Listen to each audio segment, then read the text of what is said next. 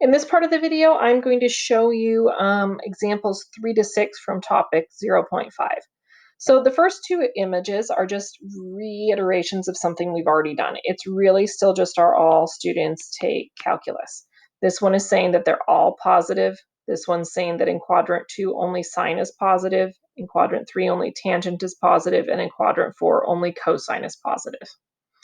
This one is going at it from the aspect of the coordinates. So remember, your x-coordinate is the same as cosine, and greater than 0 means positive. So cosine's positive there, and here sine is positive because sine is the y-coordinate. Here cosine would be negative because it's less than 0, and sine, which is the y, would be positive because it's greater than 0. Here they both, the cosine's negative and the sine's negative.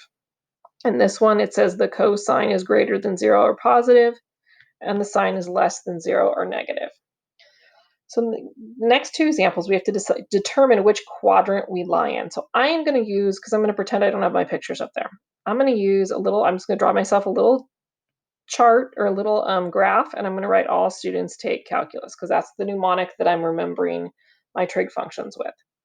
Then the next thing I'm going to do is I'm going to notice that sine is supposed to be positive. It's greater than 0.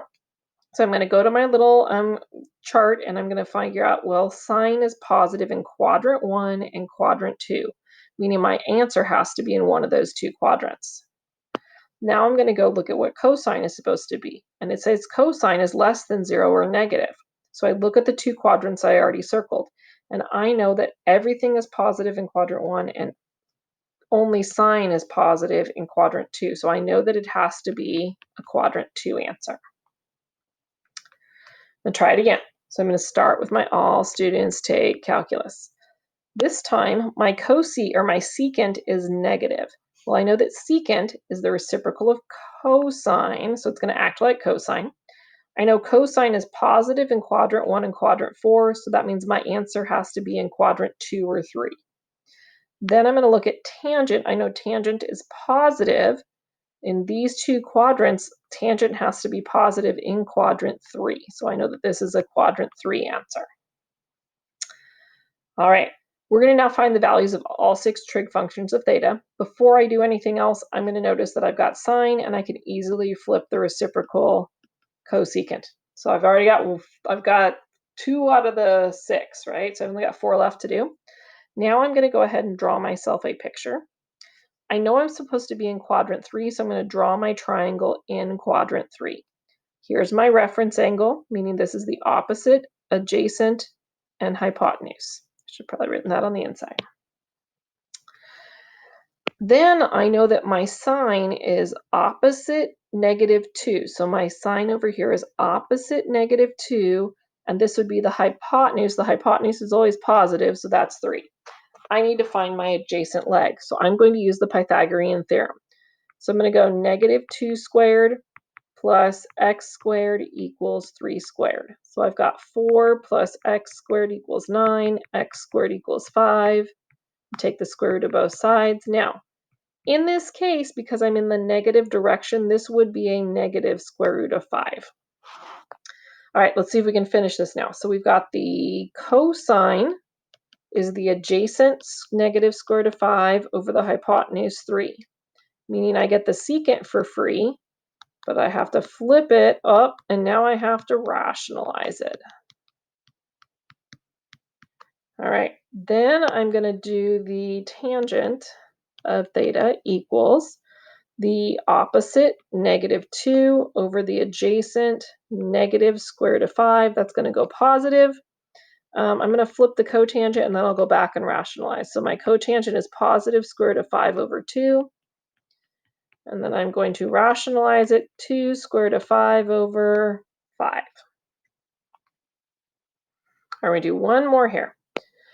So this one here, they gave me slightly different information, okay?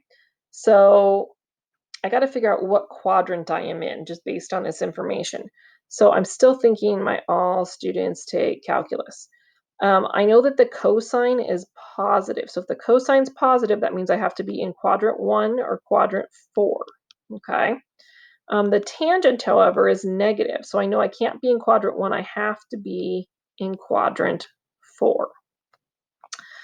So cosine, and I'm going to go ahead and label that triangle too. So this is the reference angle opposite, adjacent, hypotenuse. All right, cosine is the adjacent over the hypotenuse. So my adjacent is 3 and my hypotenuse is 5.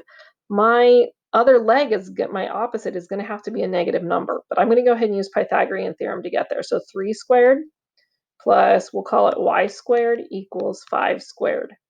So 9 plus y squared equals 25, y squared equals 16, y equals 4. It could be plus or minus. In our case, it's going to be minus. I really didn't need Pythagorean theorem because that actually is a Pythagorean triple if you had it memorized. Now, I forgot the very first thing I should have done. I really should have taken this guy and flipped the reciprocal, got my secant for free, so 5/3. All right, now I'm going to find the sine. The sine of theta is the opposite, -4 over the hypotenuse 5. That means I get cosecant for free, which is going to be -5/4. And then tangent of theta equals the opposite, -4 over the adjacent 3. And cotangent of theta is going to be -3 over